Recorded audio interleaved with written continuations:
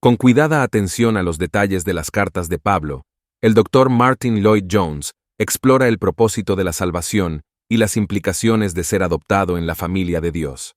Para comprender la importancia de esta doctrina, el Dr. Lloyd-Jones explica que el término adopción enfatiza la posición y el rango del hijo elegido. En este sermón sobre la adopción de Efesios 1:5, el Dr. Lloyd-Jones explica que la regeneración aborda la naturaleza del cristiano, mientras que la adopción se trata del estatus legal del hijo.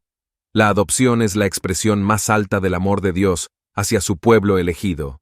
Es el amor de un padre por su hijo, el amor de Dios por su creación. Los hijos de Dios deben vivir vidas santas de acuerdo con su identidad. Los privilegios de la casa de Dios se encuentran a lo largo de las cartas de Pablo.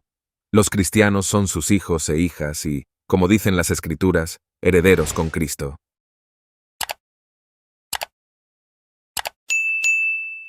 Las palabras a las que me gustaría llamar su atención esta mañana se encuentran en la epístola de Pablo a los Efesios. En el primer capítulo, en el 5º versículo, la palabra de apertura nos recuerda la conexión íntima de esto con lo que ha ocurrido antes. Entonces, para tener el escenario, volvamos una vez más al tercer verso. Bendito sea el Dios y Padre de nuestro Señor Jesucristo, quien nos ha bendecido con todas las bendiciones espirituales en los lugares celestiales en Cristo.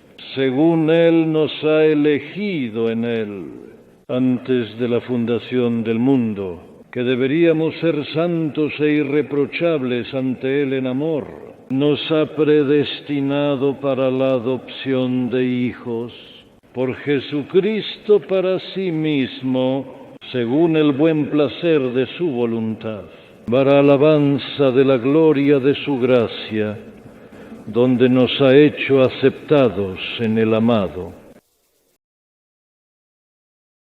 La primera palabra de este versículo nos recuerda su conexión íntima con lo que ha sido mencionado anteriormente, donde hemos visto que el propósito de la salvación es destruir la obra del diablo y restaurarnos a una condición en la que podamos presentarnos nuevamente ante Dios, santos y sin culpa, en amor, y tener comunión con Él, como Adán la tenía antes de la caída.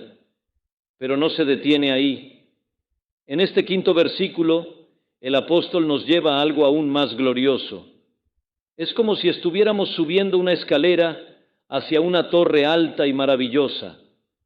Alcanzamos una especie de plataforma con una vista gloriosa, más allá de lo cual parece que nada mayor es posible. Uno habría pensado que nada podría añadirse a la declaración anterior, pero el apóstol lo hace, y lo hace porque siente que aún no nos ha contado todo acerca de las inescrutables riquezas de la gracia de Dios. Así que continúa hablándonos de una verdad adicional, a saber, que hemos sido predestinados para ser adoptados como hijos.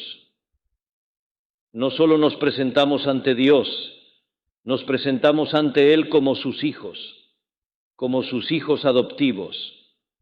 Una vez más, esto es algo verdaderamente asombroso en su gloria. Cuán importante es que tomemos estas afirmaciones lentamente y no las pasemos superficialmente, como a menudo se hace.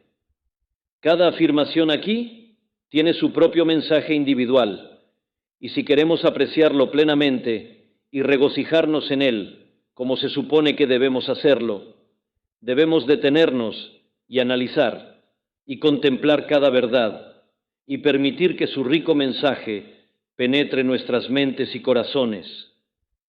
Siempre debemos cuidarnos contra el peligro de contentarnos con un mero conocimiento de la letra de las Escrituras y de no descubrir sus principios y doctrinas.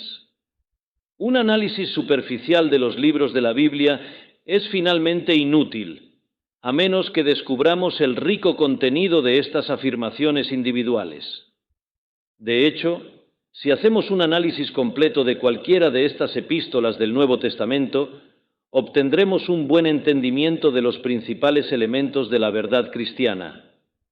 Además, comprender la enseñanza de una epístola nos ayuda a avanzar hacia otra, y así podemos entender la enseñanza de toda la Biblia.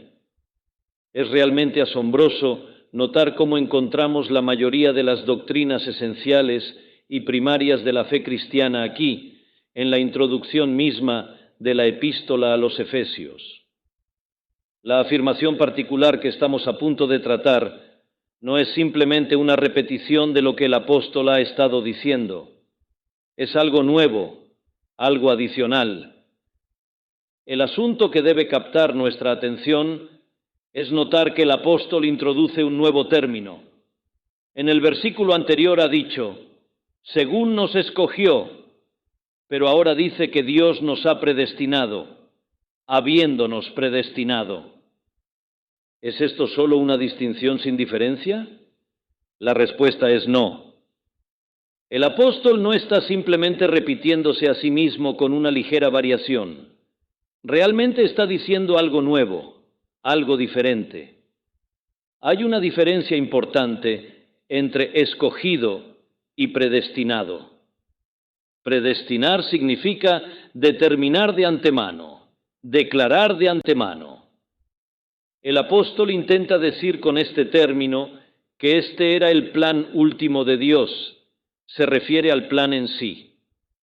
Escogido, por otro lado, enfatiza la manera, o el medio, o el método, o el modo por el cual ese plan ha sido puesto en funcionamiento y la manera en que ha sido llevado a cabo. La diferencia entre los dos términos es la diferencia entre el plan, lo que ha sido predestinado, pensado y propuesto en la mente de Dios, y la ejecución de ello. Así que nos encontramos con la asombrosa declaración de que antes de la fundación del mundo, el plan y propósito original de Dios era que ciertos miembros de la descendencia caída de Adán, quienes se habían alejado completamente de Dios y se habían convertido en ajenos en sus mentes, quienes estaban bajo su ira y merecían solamente la perdición, ellos debían convertirse en sus hijos. Ese es el propósito y plan original de Dios en la redención. Hemos visto que el apóstol presenta estas cosas en un orden definitivo, y siempre que pensemos en la salvación y la redención, debemos mantener en primer plano de nuestras mentes que la decisión original y predeterminación de Dios fue que ciertos miembros de esa raza caída debían presentarse ante Él como sus hijos. Para llevar a cabo esa determinación, obviamente era esencial que Dios escogiera y seleccionara a ciertas personas que debían ser llevadas a ese glorioso destino. También es evidente que ciertas cosas debían hacerse a esas personas para ajustarlas y prepararlas para su destino. Y eso, como hemos visto, fue que se volvieran santos e irreprensibles en amor. Así que vemos la conexión íntima y lógica entre estas cosas. Está el propósito original, y para llevar a cabo ese propósito, ciertas personas deben ser tomadas y hechas santas, porque sin ser santas no podrían estar en la presencia de Dios.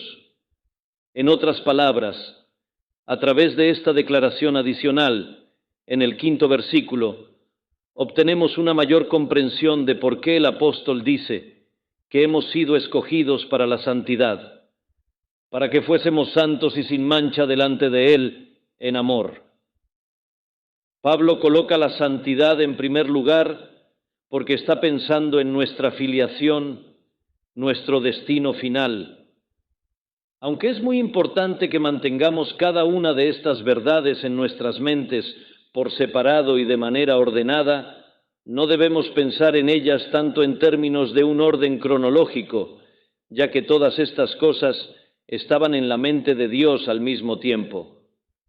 Dios ve el fin desde el principio, y esto no es una disposición de tiempo, sino una disposición lógica, la predeterminación original, la elección original para la filiación.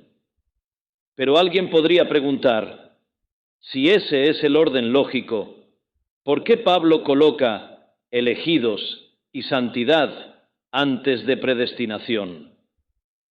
La respuesta es que desde el punto de vista de la experiencia, elegidos y santidad vienen antes de la adopción como hijos. El apóstol estaba escribiendo una carta pastoral a un grupo de personas cristianas, muchos de los cuales eran esclavos y siervos, con el fin de establecer su fe. Así que escribe de una manera que les sea de mayor ayuda, una forma sencilla, por lo tanto, de evaluarte a ti mismo para saber si eres hijo de Dios y si tienes una mente espiritual, es preguntarte si todo esto te parece una pérdida de tiempo o si ves en ello lo más maravilloso y glorioso que hayas contemplado en toda tu vida. Pablo nos enfrenta aquí a la cosa más asombrosa que incluso el Dios Todopoderoso ha planeado y hecho por nosotros. Cuando observas este plan y el propósito, ¿te deleitas en ello? Un niño siempre se deleita en mirar el plan y propósito de su padre, y tú y yo tenemos el privilegio, a través de las Escrituras, de echar un vistazo al plan de Dios. Si esto no significa nada para ti, significa que eres un hombre natural, no un hombre espiritual. Como dice el apóstol, el hombre natural no percibe las cosas que son del Espíritu de Dios, porque para él son locura. Él no ve nada en ellas y se aburre completamente. ¿Qué significan estas cosas para ti? Fueron escritas para personas muy sencillas y se supone que debemos comprenderlas y regocijarnos en ellas. En siguiente lugar, procedemos a examinar este término central, adopción. Habiéndonos predestinado para ser adoptados hijos suyos. Este término, adoptados, es muy interesante. El apóstol Pablo es el único escritor en el Nuevo Testamento que lo usa, y hay pocas dudas de que lo tomó del derecho romano. Es un término, una idea, de la cual los judíos no sabían nada. No formaba parte de su sistema legal, pero era un término utilizado por los romanos. Ahora bien, el apóstol Pablo era ciudadano romano y había vivido en ese ambiente. Por lo tanto, naturalmente utiliza este término.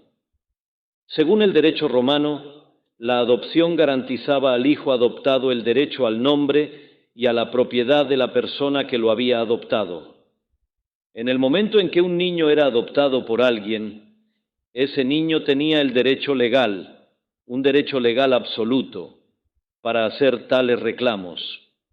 Por otro lado, el derecho romano otorgaba a la persona que adoptaba al niño todos los derechos y privilegios de un padre. Funcionaba en ambas direcciones. El apóstol obviamente usa el término para transmitir la idea particular del lugar o estatus de un hijo. Es un término puramente forense o legal. Es importante que lo comprendamos, porque no podemos realmente apreciar el privilegio de nuestra posición como hijos de Dios, a menos que entendamos lo que significa la adopción. Es un término que enfatiza la relación y el estatus. También enfatiza el rango y la distinción. Estamos familiarizados con ciertos rangos de la sociedad, ciertas distinciones en la sociedad que confieren privilegios debido a la posición, el rango o el estatus que uno ocupa. Este término del Nuevo Testamento encierra este significado. Es un término legal que define el estatus o la posición, el rango y el privilegio. Su énfasis no está tanto en la naturaleza del hijo como en el rango del hijo. Por supuesto, la naturaleza es muy importante, pero el término adopción no lo enfatiza. Permíteme ilustrarlo. Si dices de una persona que es un hijo adoptado, estás diciendo que no tiene una relación de sangre con cierto hombre y mujer, no tiene una conexión natural con ellos, pero ha sido legalmente adoptado por ellos. Se presenta como su hijo, aunque en realidad no comparte su naturaleza. Esta distinción es la que el apóstol emplea aquí, y obviamente es una distinción importante. La naturaleza del cristiano como un hombre nuevo en Cristo, como un hijo, no es determinada por la adopción, sino por la regeneración. Llegamos a ser hijos de Dios porque hemos nacido de nuevo, porque nos hemos convertido en participantes de su naturaleza divina, porque el Espíritu Santo mora en nosotros, porque nacemos de lo alto, porque somos una nueva creación. Al recibir esto, llegamos a ser hijos de Dios. Pero eso no se transmite mediante el término adopción, que no pone el énfasis en la naturaleza común que tenemos, sino completamente en la posición legal, en el rango, en la posición y en los privilegios que provienen de esa posición. En otras palabras, la adopción se puede definir como la proclamación del nuevo ser en su nueva relación con Dios como hijo. Mediante la adopción, entonces, nos convertimos en hijos de Dios y se nos introducen y se nos otorgan los privilegios que pertenecen a la membresía de la familia de Dios. Nuevamente, alguien podría preguntar, ¿por qué el apóstol introdujo este término y cuál es exactamente la diferencia entre este y la regeneración? ¿Por qué los diferenció y distinguió? La respuesta se proporciona en el 4º capítulo de la Epístola a los Gálatas, versículos 1 al 5. El apóstol presenta su argumento de la siguiente manera: pero también digo, entre tanto que el heredero es niño, en nada difiere del esclavo, aunque es señor de todo, sino que está bajo tutores y curadores hasta el tiempo señalado por el Padre. Así también nosotros, cuando éramos niños, estábamos en esclavitud, bajo los rudimentos del mundo. Pero cuando vino el cumplimiento del tiempo, Dios envió a su Hijo, nacido de mujer y nacido bajo la ley, para que redimiese a los que estaban bajo la ley, a fin de que recibiésemos la adopción de hijos. Observa la distinción que Pablo hace. Un niño nace de sus padres y tiene la naturaleza de los padres en él, y debido a eso, es en cierto sentido el Señor de todo. Pero mientras sigue siendo un niño, no es muy diferente de un siervo. De hecho, está bajo tutores, siervos, que pueden corregir y castigar, y que pueden enseñarle. Parecen ser superiores a él, y como niño, puede tener miedo de este tutor o de ese siervo en particular. Es un verdadero hijo, no es adoptado, pero aún no ha llegado a la mayoría de edad. Pero la adopción significa que cuando ese niño alcanza la mayoría de edad, se hace una declaración sobre su estatus y posición como heredero. No es más hijo de lo que era antes, pero aún así hay una diferencia. Ahora tiene un cierto estatus, y su relación con los tutores y maestros se ha vuelto diferente. Ahora lo llaman Señor. Su relación con sus padres, en un sentido fundamental, no ha cambiado.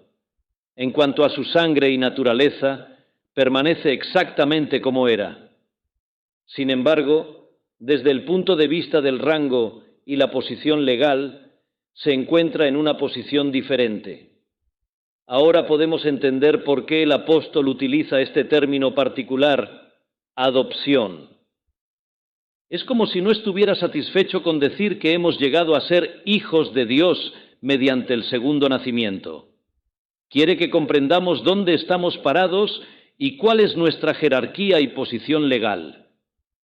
Entonces procedamos a considerar algo de los privilegios de nuestra posición como hijos de Dios.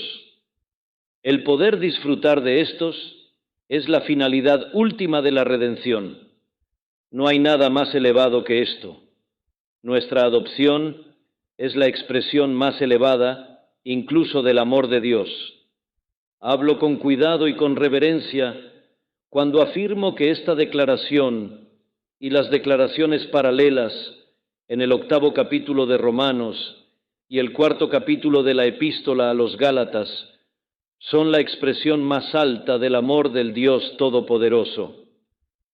No hay nada más alto que esto, como se desprende de la forma en que el apóstol Juan lo expresa. Mirad cuál amor nos ha dado el Padre para que seamos llamados hijos de Dios. Primera de Juan, capítulo 3, versículo 1. El mundo no tiene nada comparable a esto. Está muy interesado en la grandeza y el elogio, interesado en los grandes hombres. Elogia a los grandes hombres y les otorga honores. Habla de posiciones privilegiadas, estatus, rango y honor. Pero todo lo que el mundo conoce en ese sentido es inevitablemente efímero y transitorio. Cambio y decadencia veo en todo a mi alrededor. Los honores del mundo son honores en decadencia. Solo duran mientras estás en esta vida y en este mundo. No puedes llevarlos contigo más allá de la muerte y la tumba. La moda de este mundo es pasajera.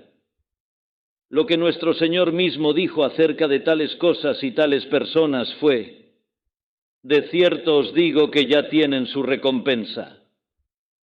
Que aprovechen al máximo mientras lo tienen en este mundo. Mira al rico y Lázaro. ¡Qué contraste! El rico tiene todo lo que el mundo puede dar: comida, bebida, honor y posición.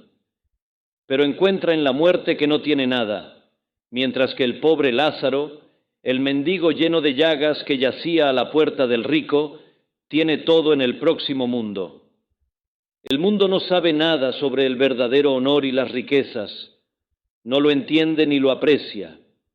Dile a un hombre del mundo que puede convertirse en un hijo de Dios y no significa nada para él. No está interesado en lo que llama el paraíso y no lo entiende.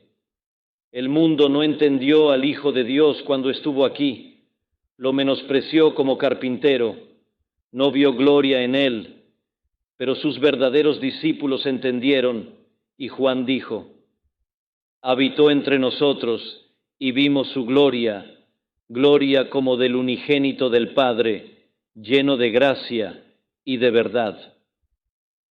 Vieron su gloria resplandeciente a pesar de que asumió la forma de siervo.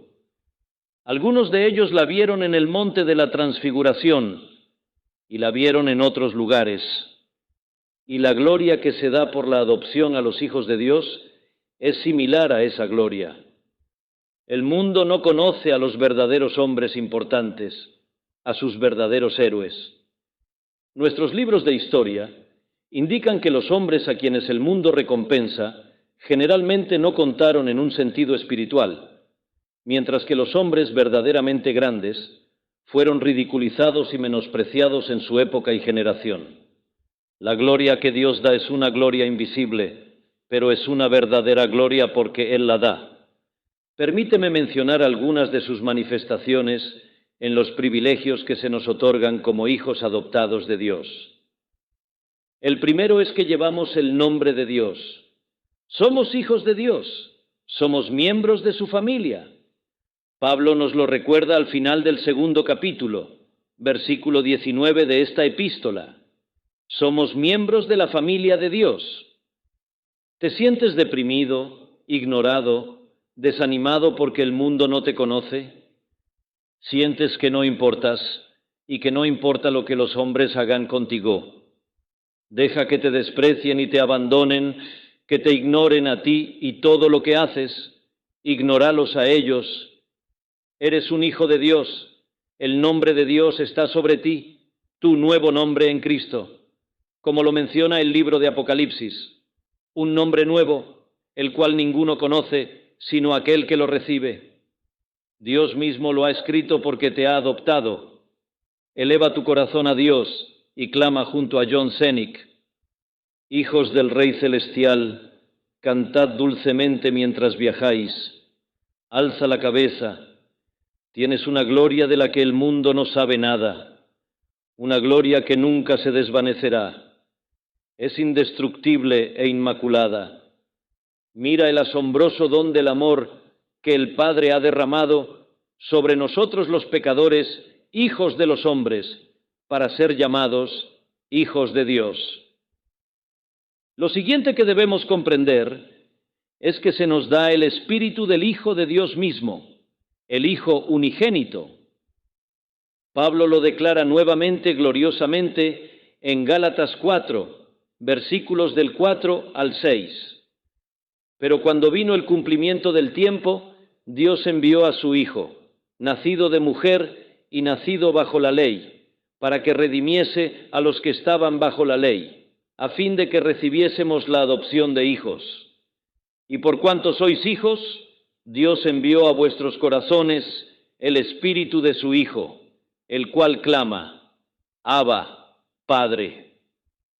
Porque somos hijos, tenemos el privilegio de que Dios haya enviado a nuestros corazones el mismo Espíritu que estaba en su Hijo unigénito. Cuando nuestro Señor Jesucristo estuvo aquí en este mundo como hombre, el Espíritu Santo se manifestó en forma de paloma. Se nos dice que Dios no da el Espíritu por medida. Juan 3, versículo 34. Él pudo hacer lo que hizo gracias al Espíritu Santo, y se nos dice que porque somos hijos, Dios pone en nosotros el mismo Espíritu que estaba en su Hijo unigénito. ¡Qué privilegio! Estamos en el mismo mundo y sujetos a la misma contradicción de los pecadores. En su vida terrenal fue malentendido por la gente, perseguido por la gente, tentado en todos los puntos igual que nosotros, aunque sin pecado. Todo lo que tenemos que soportar, Él lo soportó y lo superó todo triunfantemente. Fue el Espíritu Santo el que le permitió hacerlo, y el mismo Espíritu está en nosotros. Tuvo que orar como nosotros, dependía de este poder como nosotros, determinó vivir como un hombre, y lo hizo de esa manera. Pero nuevamente, porque somos hijos, somos herederos de Dios y coherederos con Cristo. Si te interesan los honores y las posesiones, comprende que por ser hijo de Dios, eres heredero de Dios. La adopción otorga el derecho legal a la propiedad. Somos herederos de Dios y coherederos con Cristo. Bienaventurados los pobres en espíritu, porque de ellos es el reino de los cielos. Bienaventurados los mansos, porque ellos heredarán la tierra. Además, tenemos una esperanza definida y segura de la consumación de nuestra redención final. Pablo nos asegura esto en Romanos capítulo 8, versículo 23. Y no solo ella, sino que también nosotros mismos, que tenemos las primicias del Espíritu, nosotros también gemimos dentro de nosotros mismos, esperando la adopción, la redención de nuestro cuerpo. En otras palabras, el argumento es que porque soy hijo de Dios, puedo estar seguro de que llegará un día en el que incluso mi cuerpo será redimido. Mi espíritu, mi alma, ya está redimida, pero mi cuerpo sigue siendo un cuerpo de pecado. Aún no está redimido, pero lo será. Y estoy seguro de eso porque soy hijo de Dios. Mi filiación es una garantía absoluta de la bendición. Eso, a su vez, garantiza la llegada de un día en el que disfrutaremos de lo que se llama la gloriosa libertad de los hijos de Dios, cuando estaremos libres del pecado y de todo lo que contamina, en nuevos cielos y nueva tierra en los que mora la justicia. Segunda de Pedro, capítulo 3, versículo 13. Todo está seguro porque Dios es mi Padre y yo soy su Hijo. Y es porque Él es mi Padre y yo soy su Hijo, que sé que hasta los cabellos de mi cabeza están todos contados, que nada puede sucederme fuera de la voluntad de Dios. Sé que ni el infierno ni ningún otro poder jamás podrán separarme del amor de Cristo. Soy su Hijo y Él nunca me abandonará. No puede hacerlo. tengo la garantía de que aunque todo esté en mi contra en este mundo, seguiré firme. Él me guiará porque soy su hijo, su heredero. El apóstol va aún más lejos al escribir a los Corintios y dice: ¿O no sabéis que los santos han de juzgar al mundo? Y si el mundo ha de ser juzgado por vosotros, ¿sois indignos de juzgar cosas muy pequeñas? ¿O no sabéis que hemos de juzgar a los ángeles? Primera de Corintios capítulo 6, versículos del 2 al 3. Estamos destinados a juzgar ángeles porque somos hijos e hijos de Dios. Estamos por encima de los ángeles. Habrá un día en que juzgaremos a los ángeles de Dios en toda su luz y pureza. Seremos elevados a ese nivel porque somos hijos de Dios. Ese es el gran argumento del segundo capítulo de la epístola a los Hebreos. Cristo fue hecho por un tiempo un poco menor que los ángeles, pero Dios nos ha elevado por encima de los ángeles. ¿Te das cuenta de estos privilegios? Si todos lo hiciéramos, nunca seríamos culpables de un espíritu de esclavitud y miedo. ¿Tenemos este espíritu de adopción en nosotros? ¿Clamamos, Abba, Padre? ¿Comprendemos estas cosas y nos regocijamos en ellas? Eso es lo que prueba si estamos siendo guiados por el Espíritu. Porque todos los que son guiados por el Espíritu de Dios, estos son hijos de Dios. Romanos capítulo 8, versículo 14. Detengámonos y contemplemos estas verdades. Despertemos a una realización a través del Espíritu Santo de lo que significa la adopción y las cosas que la acompañan. Pasemos menos tiempo con los periódicos y con todas las conversaciones sobre honores mundanos. Enfrentemos estas cosas, nos pertenecen.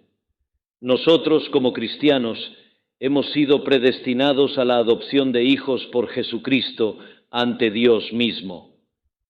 Alabado sea Dios por habernos mirado como miserables pecadores condenados y por habernos elevado a una altura indescriptible de gloria.